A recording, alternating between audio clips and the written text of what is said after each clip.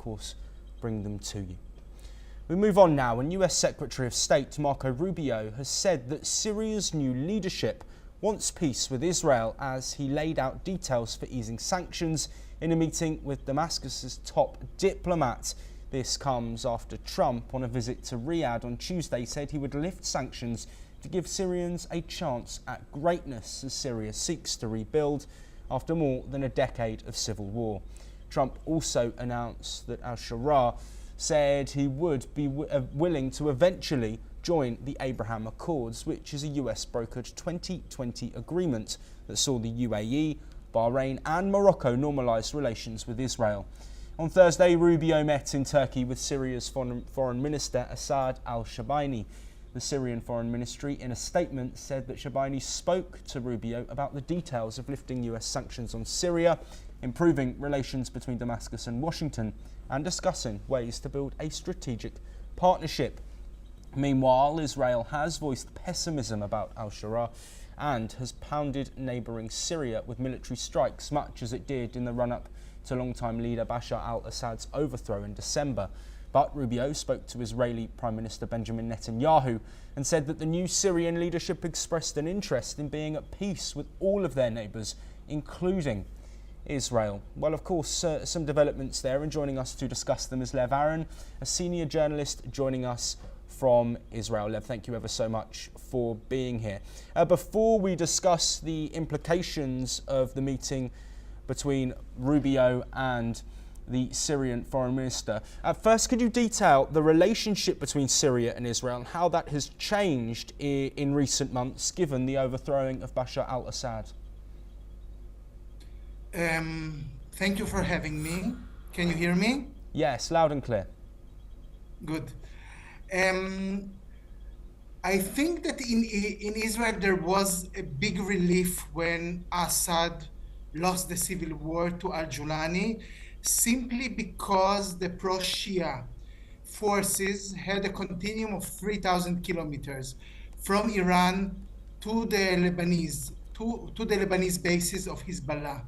So at the beginning, it seemed like it is a very good news for Israel, the fact that now Syria has a new leadership, a Sunni leadership, and so on.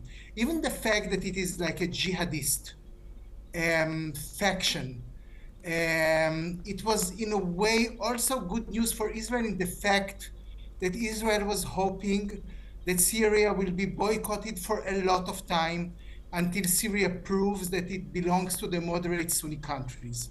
So for Israel, the news that Trump and al-Julani has met and that the sanctions are like a long dead history, it is something that is worrying Israel because the coalition of Qatar, Syria, and Turkey is a coalition that Israel is afraid of, the same way that we were afraid of the Iranian proxy forces in Lebanon and Gaza.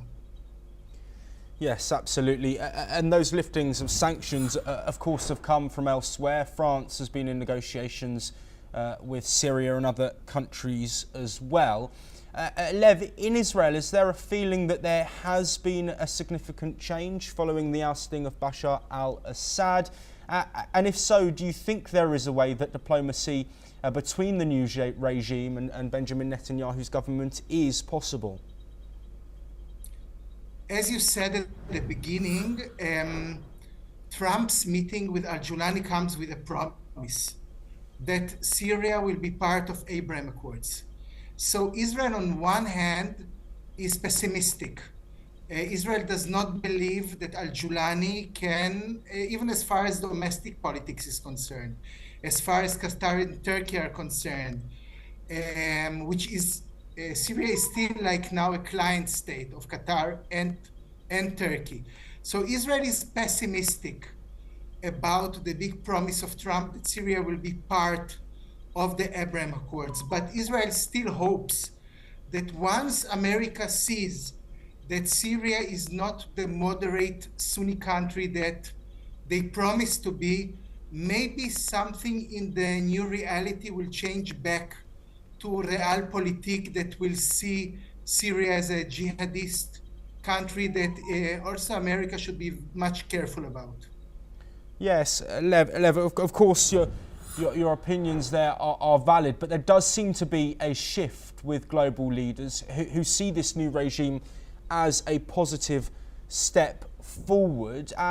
What would be needed for those relations to improve from an Israeli point of view, looking at strengthening ties and building bridges? What does Netanyahu actually want from Syria? Of course, we've had recent sectarian violence in the region as well. I believe that Israel wants two things.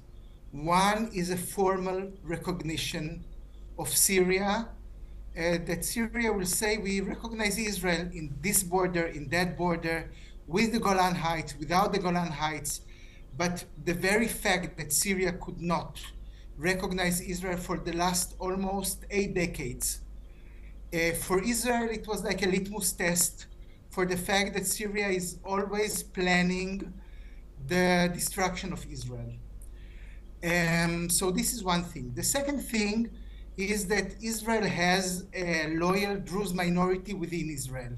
And also beyond the border, you will see about 7 lakhs of Druze population that Israel really cares about. And I believe that Israel wants a real autonomy for this minority, one for a moral reason, because simply they were slaughtered by all the regimes that Syria had.